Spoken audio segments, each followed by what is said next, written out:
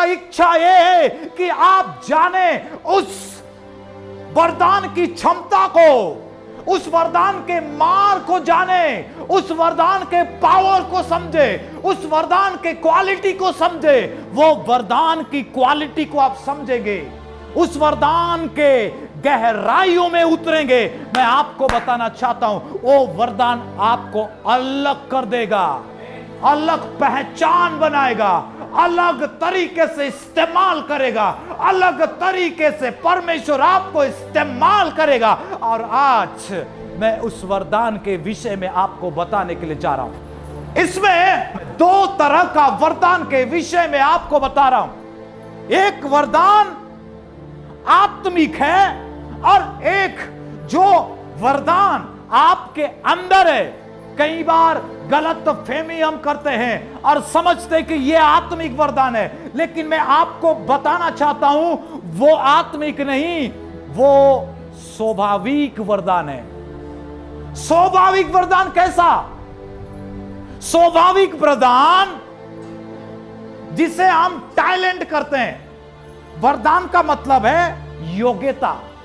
समझ रहे हैं? वरदान का मीनिंग क्या होता है? वरदान का मीनिंग योग्यता।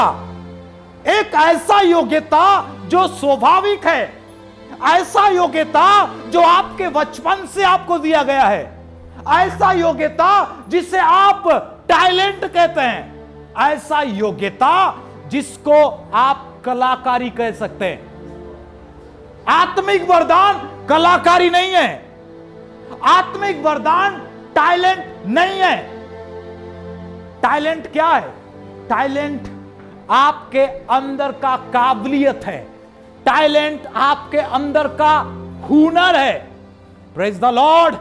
एक बच्चा जब जन्म लेता है, और जब जन्म लेता है उस समय उसके माता को भी पता नहीं है कि उस बच्चा के अंदर कौन सा टैलेंट छिपा है, उस बच्चा के अंदर कौन सा काबिलियत है।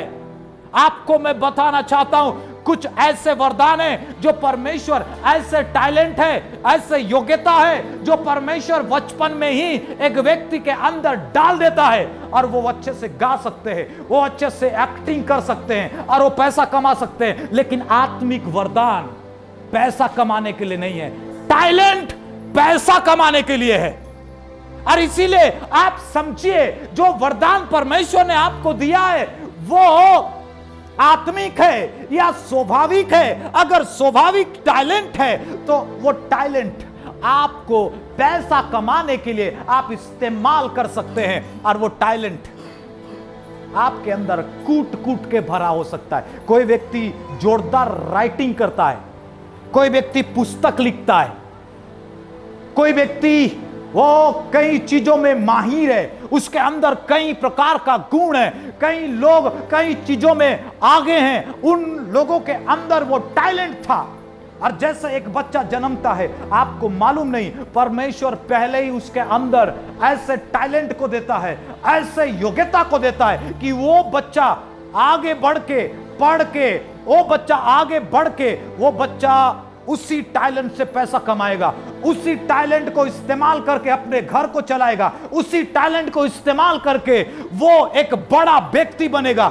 चाहे वो पद में क्यों ना रहे, चाहे वो राजनीतिक में क्यों ना रहे, चाहे वो किसी वैज्ञानिक स्तर पर क्यों ना रहे, वो एक टैलेंट है जो परमेश्वर बच्चों में ही डाल देता है। हालेलुया। और इसलिए कई लोग आज डॉक्टर हैं, स्पेशलिस्ट हैं, वो समाज का भी सेवा करते हैं, और दूसरा वो उस पेशा के द्वारा पैसा भी कमाते हैं। और इसलिए कई लोग नेता बन चुके हैं, बड़े बड़े अधिकारी बन चुके हैं, उनके अंदर वैसा ही गुण था, उनके अंदर ऐसा ही टैलेंट था। परमेश्वर ने इस दुनिया में व्यक्ति को बेरोजगार नहीं भेजा है, यूं ही फेंक नहीं दिया, उसके अंदर कूट कूट के टैलेंट भरा है। कई लोग तो बिजनेस करने में माहिर हैं, वो उसका दिमाग को इतना तक इस्तेमाल करते हैं कि वो इतना कमाई करते हैं और उसमें इतना आगे बढ़ जाते हैं, वो दूसरे को भी नौकरी देते और खुद भी उस नौकरी को करते हैं। ये टैलेंट है। लेकिन आत्मिक वरदान क्या है? आत्मिक वरदान कमाया नहीं जा सकता।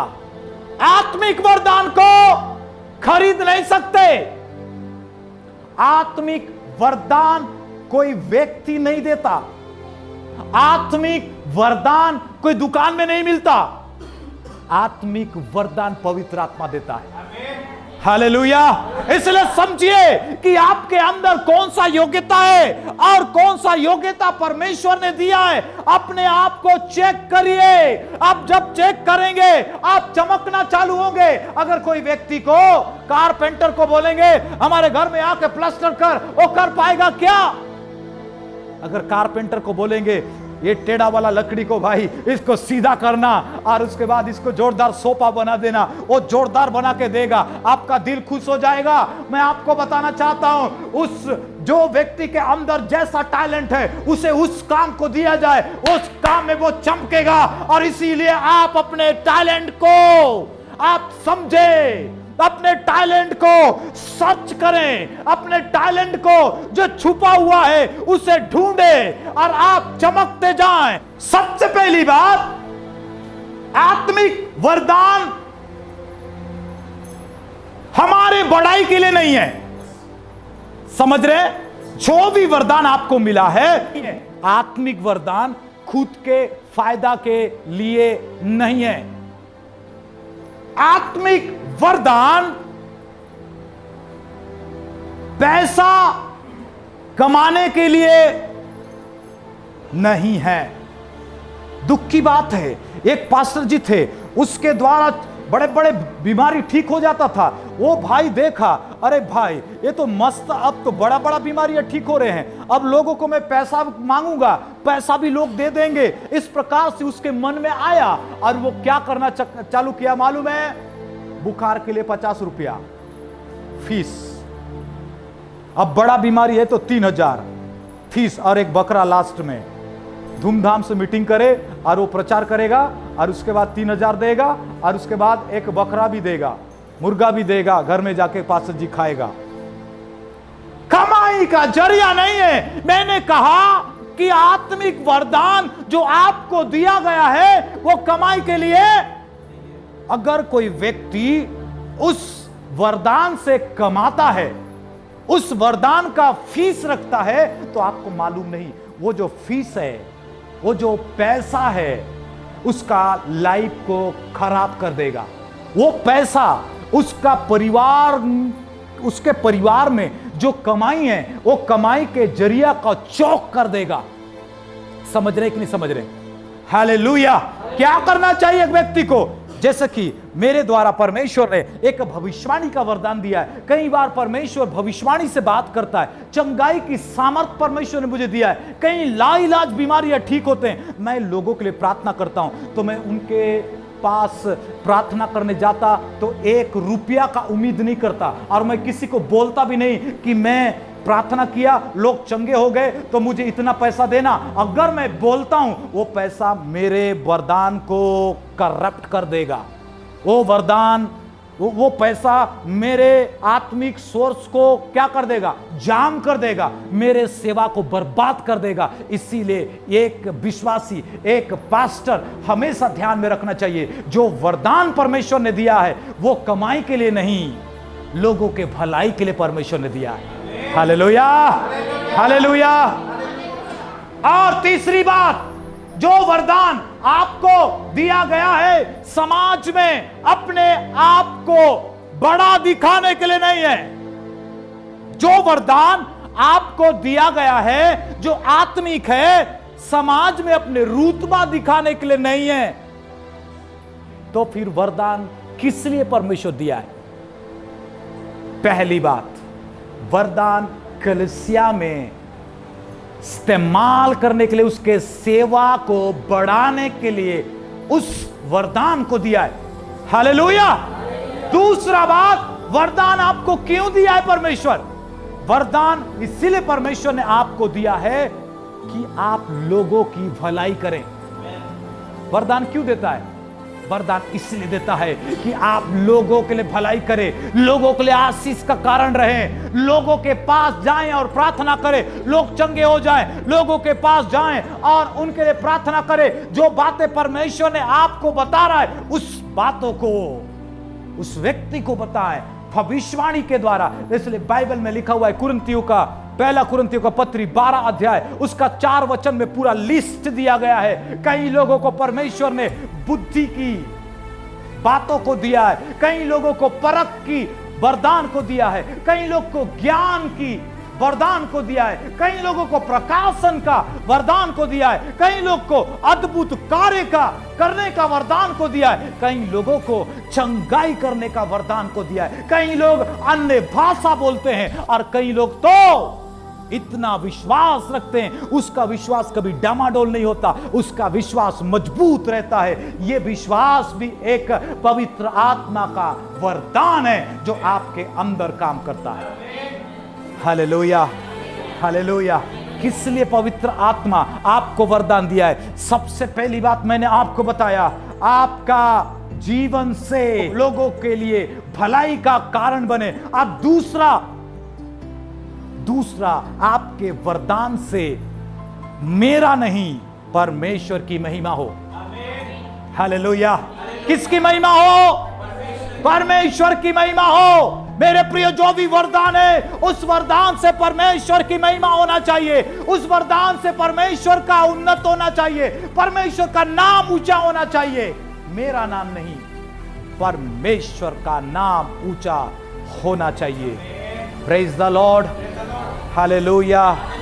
बाइबल में साफ साफ लिखा हुआ है, कई लोग परमेश्वर के वरदान को इस्तेमाल करके वे नाना प्रकार के वो चीजों को वो हासिल कर लेते हैं। परमेश्वर तो बाद में, पहला तो वो अपने आप की बड़ाई करते हैं। और इसलिए याद रखें, जो वरदान परमेश्वर ने आपको दिया है उस वरदान से परमेश्वर का नाम ऊंचा होने पाए, उस वरदान से लोगों की भलाई होने पाए, उस वरदान से चर्च में उन्नति होने पाए, उस वरदान से हालेलुया हमेशा हमेशा मैं नहीं परमेश्वर की महिमा होने पाए। इसलिए बाइबल में लिखा हुआ है, अंतिम समय में जो वरदान प्राप्त किए हैं वो लोग यीशु के पास में आएंगे और कहेंगे, यीशु मसीह तूने जो वरदान दिया था उससे हमने दुष्ट आत्मा को निकाला।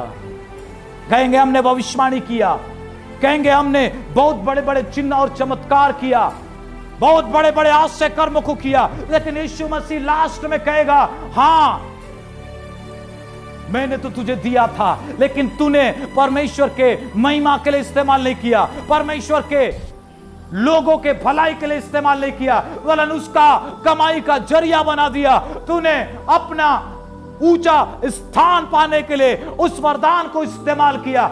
यीशु कहेगा, हां लेकिन मैं तुझे नहीं जानता। समझ रहे हैं? हे कुकर्मियों, मेरे पास से दूर हो जाओ। यीशु मसीह ऐसे कहेगा तो क्या फायदा? एक समय ऐसा है जो आपके अंदर जो वरदान काम कर रहा है उसके ऊपर सील मोहर लगा दिया जाएगा और वो वरदान काम करना बंद करेंगे।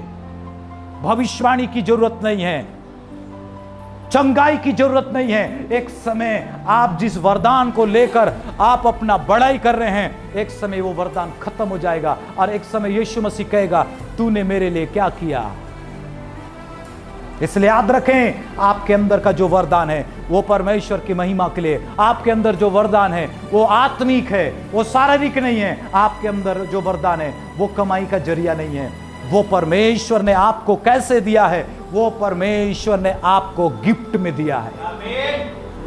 हालेलुया। कितने लोग शादी घर में गए हैं? आप शादी घर में जाते हैं तो आप दूल्हा दुल्हन को क्या देते हैं? गिफ्ट देते हैं ना, आप खुशी से देते हैं। उसी प्रकार परमेश्वर ने आपको एक गिफ्ट दिया है और वो गिफ्ट क्या है?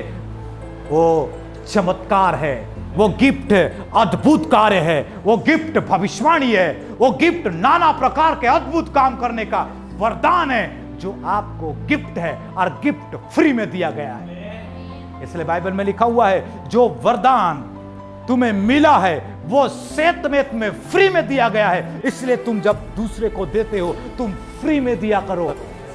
उससे कमाया मत करो। Hallelujah, praise the Lord. जिस वरदान का योग्य नहीं थे आप, जिस वरदान के काबिल नहीं थे आप, जिस वरदान को पाने लायक नहीं थे आप, लेकिन उस वरदान को परमेश्वर ने अनुग्रह के द्वारा आपको दिया है। आपके अंदर परमेश्वर ने अनुग्रह किया, आपके अंदर परमेश्वर ने दया किया, आपके अंदर परमेश्वर ने देखा कि ये बेटी और ये बेटा मेरे लिए काम को करेंगे, मेरे सेवकाई में दिन प्रतिदिन बढ़ेंगे। परमेश्वर ने देखा और आपको ऐसे ऐसे वरदानों को देकर आपको मजबूत कर दिया है। इसलिए याद रखें, ये वरदान को आपने कमाया नहीं, ये वरदान परमेश्वर के तरफ से दिया गया अनुग्रह है आपके जीवन में। Hallelujah, hallelujah.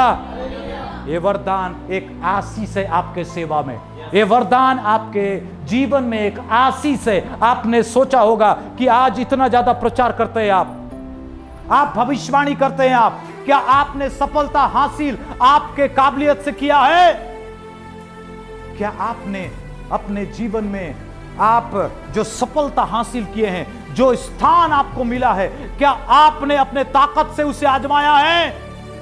नहीं मेरे प्रियो, जो भी आपको मिला है, आज जैसा भी भविष्यवाणी करते, आपके हाथ से लोग चंगाई होते, आप लोगों के लिए भविष्यवाणी करते, आप लोगों के लिए प्रचार करते, आपका सेवा बहुत बड़ा है, आप अद्भुत कार्य को कर रहे हैं। ये आपका काबिलियत नहीं, ये परमेश्वर की आशीष है जो लोगों को नीचे से उठा के ऊपर वाले जगह पर परमेश्वर रखता है। ये परमेश्वर की आशीष है, न कि आपका मेहनत है, न कि आपका काबिलियत है। और इसलिए याद रखें, जो भी वरदान परमेश्वर ने आत्मिक वरदान आपको दिया है, उस वरदान को आप इस्तेमाल करिए, और वो भी परमेश्वर के महिमा के लिए। Praise the Lord, hallelujah. आज आप अच्छे से गा सकते हैं, आज आप अच्छे से आप लिख सकते हैं, आज आप अच्छे से परमेश्वर के सन्मुख पर टैलेंट दिखा सकते हैं। ये आपके जीवन में परमेश्वर ने डाला है। और दूसरा, आप और मैं आज लोगों को परख सकते हैं, लोगों के लिए प्रेयर करेंगे, लोग चंगे हो सकते हैं, लोगों के लिए भविष्यवाणी करेंगे, लोगों को आशा मिल सकता है, अन्य भाषा आप बोल सकते हैं। ये सारे परमेश्वर की आशीष है, जो परमेश्वर ने आपको काबिल समझा, परमेश्वर ने आपको योग्य समझा, आपका जीवन में परमेश्वर ने काम किया और परमेश्वर ने आपके अंदर ये योग्यताओं को डाला है। आइए इस योग्यताओं को समझें। हालेलुया। कितने लोग कहना चाहते, प्रभु मेरे अंदर कौन सा योग्यता है, कौन सा वरदान परमेश्वर तू मुझे दिया है? वरदान कब मिलता है? वरदान तभी मिलता है जब आप मन को फिराते हैं। वरदान कब मिलता है? जब यीशु के ऊपर आप विश्वास करते हैं, यीशु को आप अपना जीवन को देते हैं, समर्पण करते हैं, उसी समय परमेश्वर की आत्मा आपके ऊपर अनुग्रह करता है और गिफ्ट देता है, गिफ्ट। और वो गिफ्ट पवित्र आत्मा का आशीष है जो आपके अंदर देता है। कब वरदान मिलता है? हम लोग सोचते हैं चर्च जाने से, बपतिस्मा लेने से वरदान मिलता है। ऐसा नहीं है। वरदान तभी मिलता है जब आप मन को फिराते हैं। वरदान तभी मिलता है जब यीशु को ग्रहण करते हैं, उसके ऊपर विश्वास करते हैं, तभी आपको वरदान मिलता है, तभी आपका उद्धार होता है, तभी आपको परमेश्वर अपने फैमिली पे क्या करता है? शामिल करता है। आप और मैं परमेश्वर के परिवार हैं, आप और मैं परमेश्वर के लोग हैं।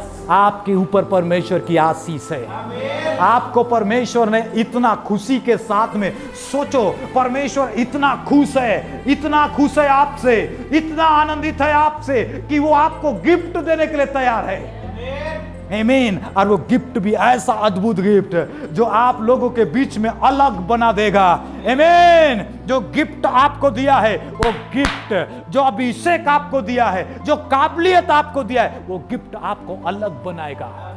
इसलिए आज कई लोग प्रोफेट हैं, वो सबसे अलग हैं। उनको परमेश्वर ने प्रोफेट के रूप में प्रोफेटिक गिफ्ट दिया है। कई लोग प्रचारक हैं, वो प्रचार करते हैं, इसलिए परमेश्वर ने अलग तरीके से, इफिसियों का किताब उसका 4:11 में लिखा है, परमेश्वर उन्हें इस्तेमाल करता है, उन्हें अलग पहचान देता है। ये गिफ्ट, ये अभिषेक आपको एक अलग पहचान देगा, आप आराधना करते खड़े होकर, आमीन, लोगों का मन कायल हो जाता है, लोग शांति पाते, लोग रोते हैं, अपने जीवन को प्रभु के हाथ में समर्पण करते। ये कौन सा वरदान है जो आपको अलग कर रहा है? आपका आराधना अलग है, आपका अभिषेक अलग है। आपको मैं बता दूं, अभिषेक जो वरदान परमेश्वर ने दिया है, वही वरदान आपको अलग बनाता है।